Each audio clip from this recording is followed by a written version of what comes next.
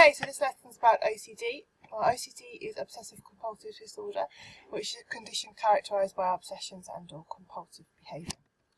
What the spec says, as with phobias, we need to know the behavioural, emotional and cognitive characteristics of OCD. So, what's in the DSM-5? Well, the DSM-5 has got OCD itself, which is characterised by obsessions and recurring thoughts and compulsions and repetitive behaviour. Most people with a diagnosis have both obsessions and compulsions. I don't know if I'm going to try and pronounce this one. Also, trichotillomania, which is a compulsive pulling of your hair.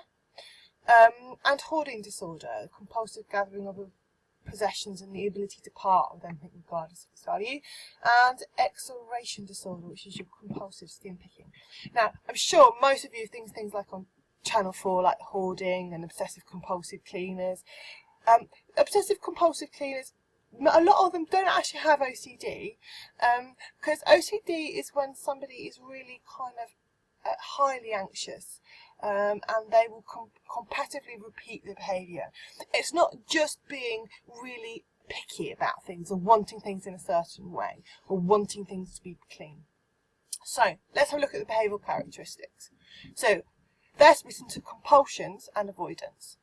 The compulsions are, for example, repetitive behaviours. The person cannot stop themselves from repeating these behaviours. For example, making sure that the door is locked. Someone might go back and check it's locked 20 times, making sure the kettle's turned off. It could be washing your hands lots and lots of times because you want to check that there's no germs on there.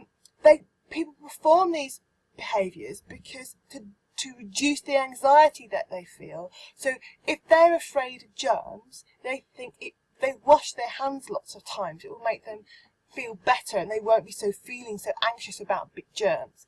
So the actual washing of the hand behaviour is a consequence of them trying to reduce their anxiety.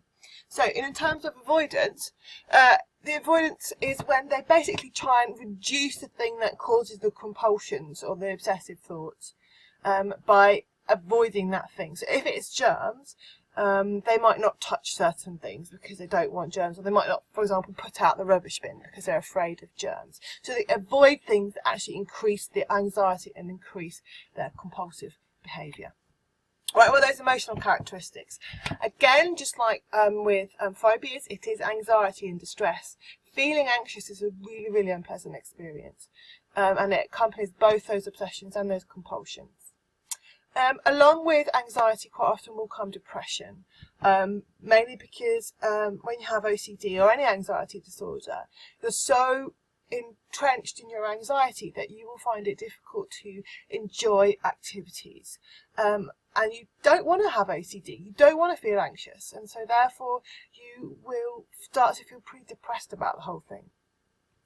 Also, you might suffer from guilt and disgust. You might feel negative against and have irrational guilt. I'm so stupid, how can I feel this way? I'm making everyone else's life a mess, and I can't do this. And so it's irrational. You feel guilty for how your actions are affecting other people. So cognitive characteristics. People suffering from OCD are usually and pretty much always plagued by obsessive thoughts. And they will adopt cognitive strategies to deal with these. So what do we mean by obsessive thoughts? So obsessive thoughts are things that occur over and over and over again. So, there's germs everywhere. There's germs everywhere. Oh my God, there's germs here. There's germs there. I can't get rid of them. Germs are going to kill me. I'm going to die. That's an obsessive thought. It is persistent. People then have these cognitive strategies to enable them to deal with these obsessive thoughts. And they might have bizarre ways of dealing with those, like for example not putting out the bin, but even weirder than that, if they have an obsession about religion, for example, they might feel they have to pray every 5 minutes. Again, that would seem a bizarre thing for them to be doing. Now, all people with obsessive compulsive disorder actually are very aware that their obsession is irrational. They know that what they're doing is silly, but they just cannot stop themselves and are unable to rationalise them on their own. If they're not aware they're irrational, then it actually is a totally different disorder because they don't have perception of reality, linking that back to our definitions of abnormality. So, cycle of OCD. You have an obsessive thought, it makes you feel anxious. You do the compulsive behaviour, you feel a bit better, and you go back to the obsessive thought. So, example, obsessive thought. Oh, there's germs all over my hands. I'm going to get ill. I'm dirty. You feel anxious. Compulsive behaviour, I'll wash my hands. Oh, I feel better, I'm clean. No, I'm not. I just touched the surface of the kitchen. My hands are dirty. They've got germs on them. I'm going to be ill. I feel anxious. I wash my hands. That is your cycle of OCD. Right, we're looking at an exam question. Stephen describes how he feels in a public place. I always have to look out for people who might be ill. If I come into contact with people who look ill, I think I might catch it and die. If someone starts to cough or sneeze, then I have to get away and clean myself quickly. This is an application question. We have a scenario. Let's have a look at the question itself. It says outline one cognitive characteristic of OCD and one behavioural characteristic. So here's the key words that we're looking for in the question.